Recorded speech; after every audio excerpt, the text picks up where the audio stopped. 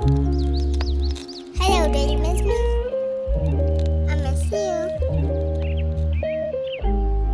I'm back.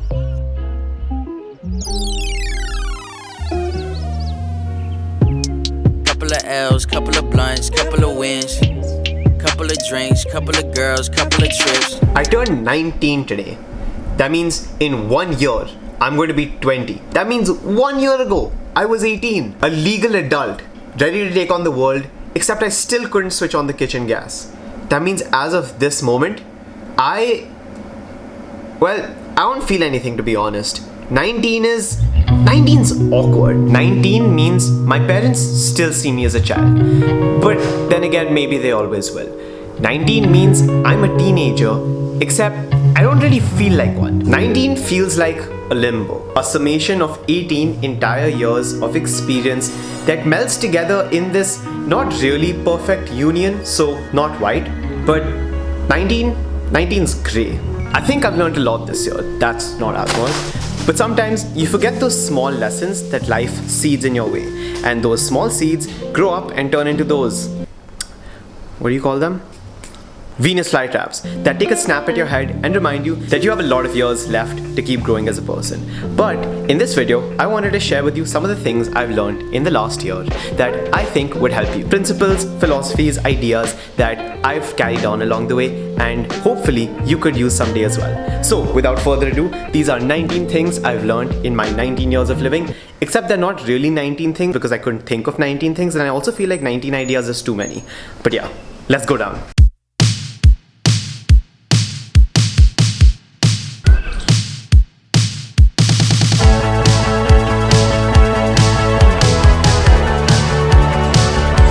When you're in high school and you get your first report card, you're going to get a bunch of numbers, except there's only one that people are going to pay attention to. And that's the one you did the weakest in, or the worst in. But the important thing to remember is that when you go out into the real world, nobody cares about your weaknesses, as long as you can learn to manage them well enough. It's all really about what your strengths are and what you're bringing to the table. So in the past year, I've really learned that instead of looking at the things that I'm bad at, it's much more valuable to just sharpen your strengths and focus on those, whatever that may be, whether that's storytelling or video editing or investing or entrepreneurship. Make yourself as spiky as you can be, because that's what's really prized when you grow up. Sometimes your mind is going to be flooded with ideas, and honestly not a lot of them are going to be rational. A lot of them are probably really improbable. But they seed themselves in your head, and like Inception, if you've seen the movie, once an idea is planted, all it really needs is attention and your time to make it grow. And that's basically that seed's nutrition and water. So instead of these things festering and suddenly becoming huge assumptions that you have that are probably false, think of yourself as someone who's sitting in a theater.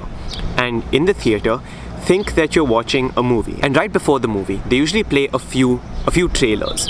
Imagine that you're watching one of those trailers, and that idea that's entered your head, as a very poor example, let's say it's someone is cheating on you. Think of that idea being a trailer that's being played in front of you, and you're a critic, and you're deciding whether you want to watch that movie or not. You're deciding whether you want to invest your time into that idea or not. And once you start labeling your thoughts like that and seeing them from a third-person perspective, you'll really realize how pointless some of them are. Some of those trailers are just honestly quite pathetic, and you should just ignore them and move on. And once you label them as having no point or no utility to your life, it's a lot easier to just mechanically remove it from your mind. And the more you do this, the better you're going to be at it. In the beginning, it's going to be really hard to label your thought or label something that's coming into your head, but keep practicing, and I'm pretty sure your overthinking should hopefully stay at bay.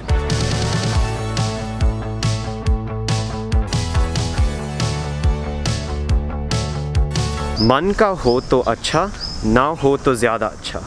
And I first heard this on Ivy Day, which was when I got a handful of rejections from almost every single Ivy League college I applied to. And in English, it loosely translates to, if you get something you put your mind to, it's good, but if you don't get it, it's even better. Quite honestly, I think there is a reason for every single thing that happens to us. And in the words of Adam Grant, effortless success is a lousy teacher and a fickle friend. Any success that begins with a struggle and ends with a hard-earned mastery are the ones we really appreciate the most. In a win, do it for love. tip, give me a bump, give me a fix. I wanna feel everything. Family trip, family pick, get in the frame. We all have bad days. You know, you meant to take a 20-minute nap, but it turned into an hour and a half. You failed an exam, you got yelled by your parents. But my honest belief is that nothing in this world is unsalvageable, if that's a word. If you've lost 18 hours of a day, guess what? You have 6 more hours to make the most of it. So, the day is never ever over. That being said though, sometimes the best thing you can do is On my phone, how is you? Good and you, I'm okay, just okay. nothing new. What's up with you? I'm okay, Just okay. what you need. I have now seated myself on a swing. Sometimes the best thing that you can ever do is just sleep on it. There's no faster equilibrium for your entire body than just hitting the bed sometimes. If you're feeling mad, if you're feeling sad, if anything in your life goes wrong, I honestly think that one good night of sleep can really solve all of it. And I think this really applies for whenever you're in a really intense emotional state and you want to say something that you think you're going to regret. If you wake up in the morning and you're still feeling it, then go ahead and say it. But a lot of the times you can avoid so many things just by sleeping on it. So yeah, that's my small but contradictory 2 points. Sunshine, sunshine, yeah. I can fall in love right here.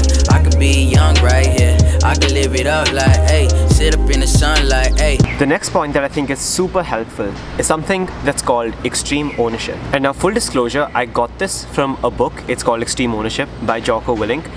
And it's all about how the US Navy SEALs lead and win. And the basic premise of this book is that, you know, whether you're an entrepreneur, whether you're a leader, whether you're a high schooler, you have to own everything in your world. Before blaming anybody else for anything that happens, just take a good look in the mirror, take a good look at your reflection and ask yourself what you could have done differently. Beyond everybody else, for your life, you're the only person who can be accountable for anything. This doesn't mean don't collaborate with people. This doesn't mean don't hold other people accountable.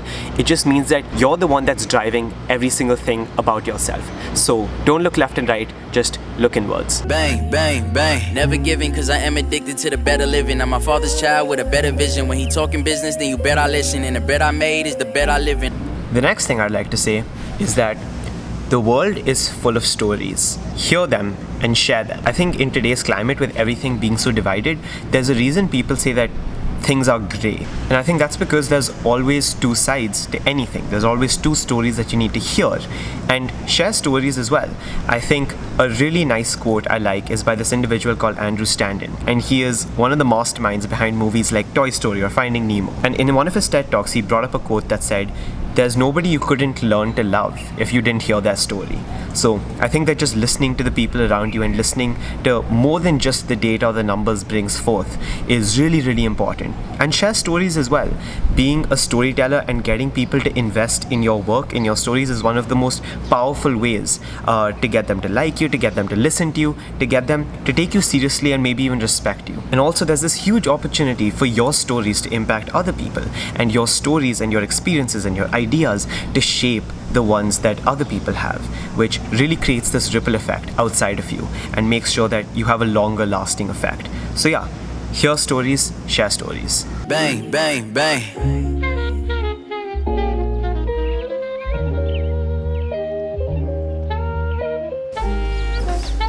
So I was looking back at my footage, and the one thing I very quickly realized was that for some reason, and I didn't realize this at all, I shot everything on the playground of my entire colony. Like I went down and I just gravitated towards the swings, the things I would probably play with when I was like 11 years old or maybe like 6 years old. And I think the biggest lesson that kind of like hit me with is that please don't be in a hurry to grow up. And even if you do grow up by age, that doesn't mean you have to grow up by spirit. That doesn't mean you have to become serious. I think the worst thing you can do in life is just take yourself too seriously. And as a small example of that, this onesie that I'm wearing right now, this Charizard onesie, I would have never worn this like 2 years ago because I'd always be self-conscious. I'd always, be worried about what other people would say. And then one day in school, we had this day where you could wear stuff like this or wear like a costume and come. And I decided to go like this in school. And I quickly realized that you're the only person who's holding yourself back. And the reason I waited that long to do it was because at that point in time, I was the oldest in the entire school. So no senior could possibly make fun of me. And that's what I was worried about. But my point is, don't grow up. Don't take yourself too seriously. And even more than that, the last lesson I'd like to give all of you is just live in the present. I think if you're a high school student, if you're a college student, there's always this big goal that all of us are working towards. There's always this, small rat race we're subconsciously a part of, which can often blend or distort our perception of the time we're living in, because you're constantly thinking about what's next, you're constantly thinking about what you have to work towards, your next deadline. But if you do that, you're just going to forget all of those small moments of joy that a single day can bring to you. So yeah, just remember not to dwell in the past, remember not to think about what's coming up next. Just live in the present and stay young. That's every single thing from my side. I'm officially 19 now. I don't feel it, but it is what it is. I'll see you in the next video. What means everything to me is love. Everywhere I go, everything I do, everywhere I am, there has to be love. There has to be positive vibes. Life is too short for anything negative and anything that you don't love. So for me, love is number one. It means everything.